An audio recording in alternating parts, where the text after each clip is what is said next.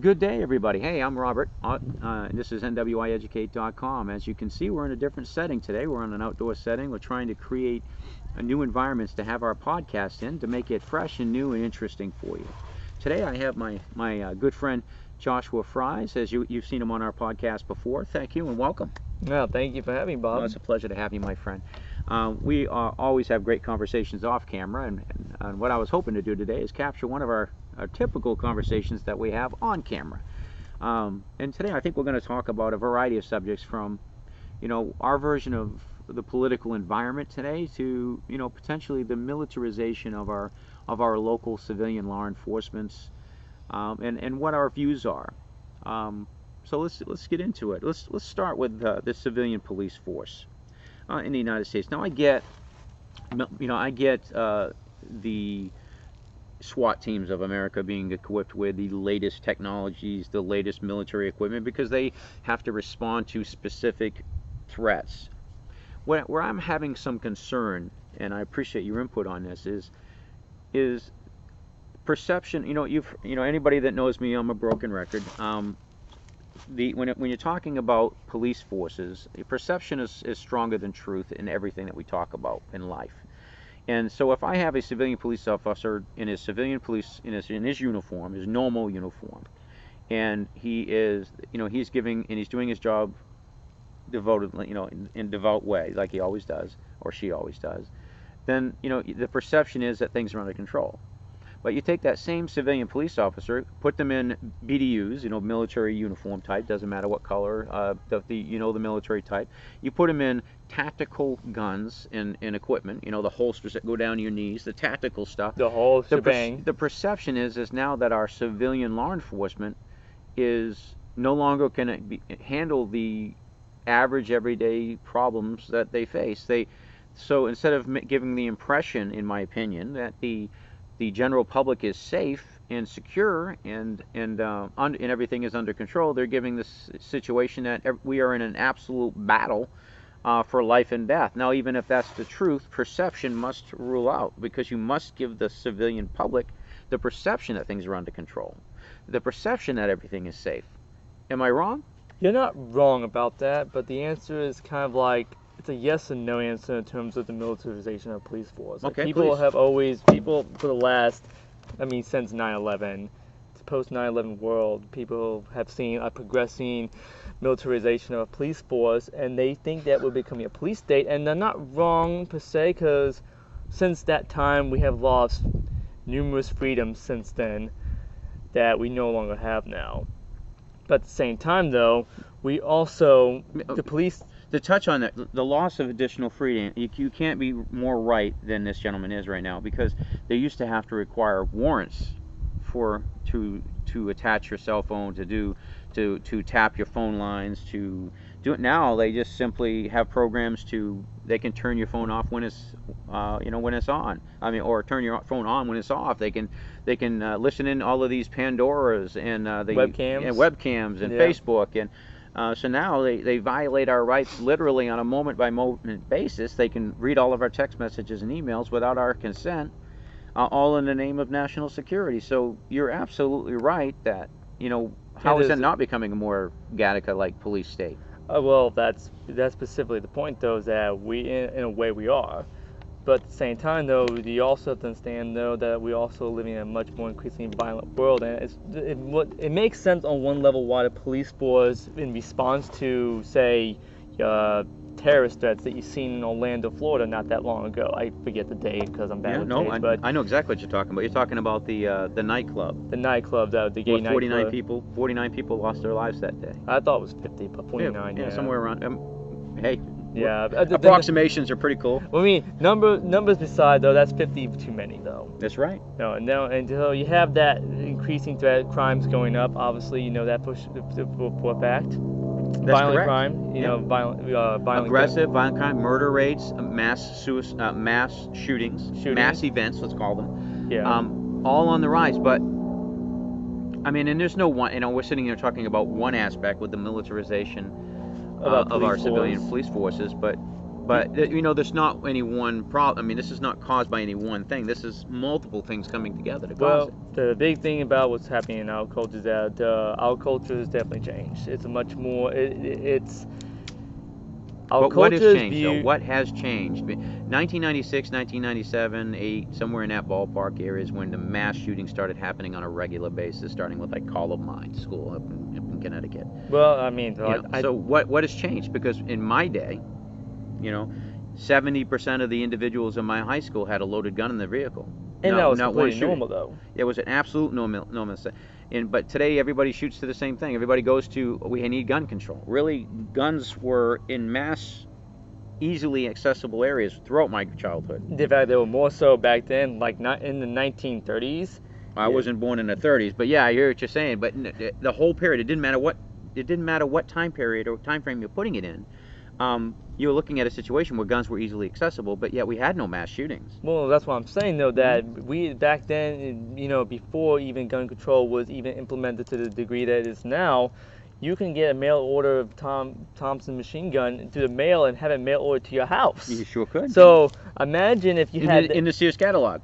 yeah, back then, yeah. and Sears catalog, and that's a clothing store, right? Yeah, it used to be. Now it's and everything. People used to order their houses from Sears.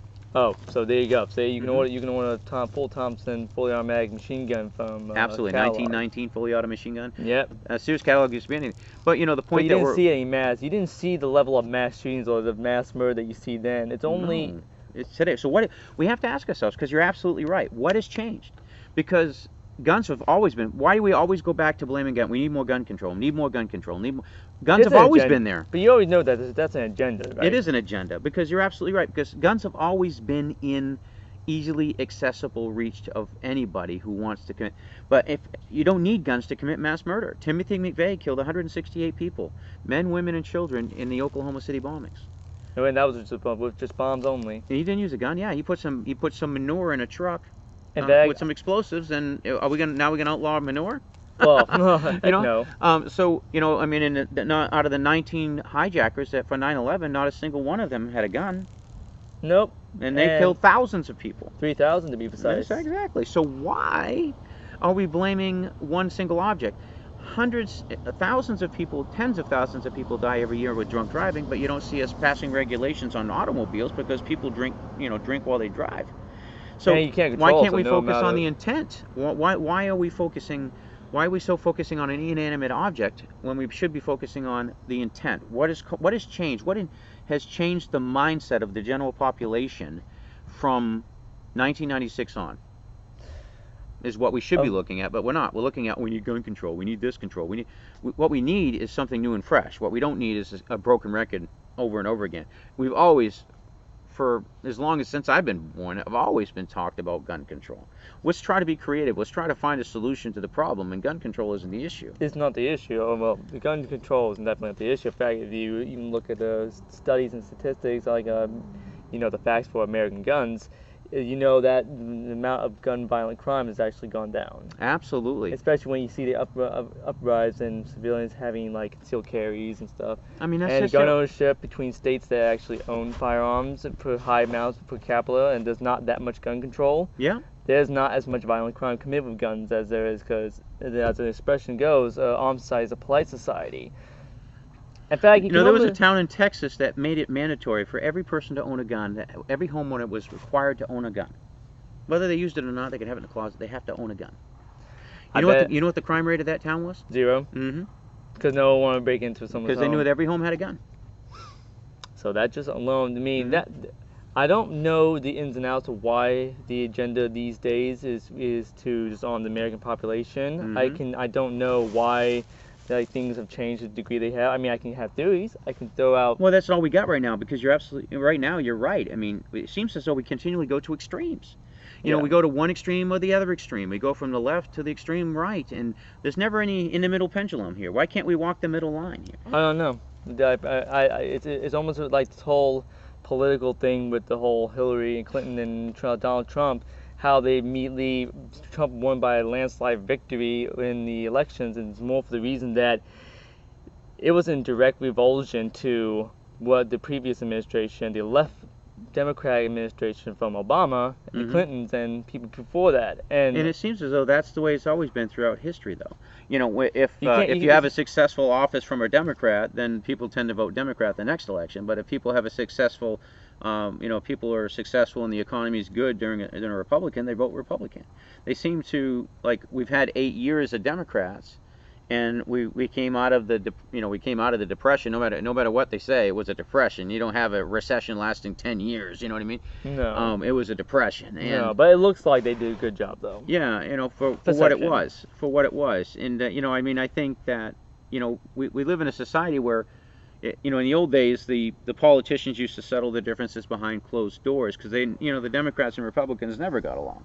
No, I mean that's why you have two opposite political parties, right? That's They're not right. supposed to get along. And that's right. They're supposed to find ways to achieve our goals and facilitate the improvement of America through strengthening our communities, strengthening the family core and values, and improving our overall country's economic condition by allowing not managing but to facilitate the improvement of America. But they don't do that anymore. No. They're more trying to get all the control, which they have absolutely no ability to do. And Well, I don't know. I find it really disturbing that now that you mentioned that thought stuff is how it's like politically speaking. I mean, it goes on both sides of the political spectrum, but it's how they seem like they want to destroy the middle class. Destroy the middle class. They want to take away people's rights to defend themselves, basically right. saying that you don't have the right to preserve your life. So that takes away civilians' autonomy as a sovereign individual. That's right. Our very Constitution, that gave us the reason to bear arms for that one reason, is to make sure that we keep our government in check. To take our firearms away, to trust the government that much. This is a government who You basically have violates rules and regulations every single millisecond of every day. and constantly plan on doing more. That's right. They are certainly not to be trusted, and that's what I'm having such a major issue with. But It's you know, one many long line of issues. it is. We have a beautiful country, and the people within it are magnificent in so many wonderful ways, and it boils down to top to bottom, inside out. Our leadership is there to direct us, and they're not directing us in any way. They're not achieving anything, and that's the problem. Those bugs are awesome, aren't they? Yeah, the ants were really getting to me. But this is something for another conversation. But I wanted to, the point for this podcast today is to ignite conversation, to get people involved. I want you to email us at newwindinvest1@gmail.com. Send us your comments. Send us your opinions. Get involved and engage with us. Subscribe to our podcast so that we can know what interests you and what's important to keep reporting on. And I hope each one of you have a wonderful day. May your day be filled with joy, peace, and happiness and strength. I want to thank my friend Joshua. Thank you so much for being here. I'm going to have Thank you very much. You're going to see us do a lot more podcasts today alone. But thank you all for joining us, and have a wonderful day. And this is nwieducate.com. Thanks.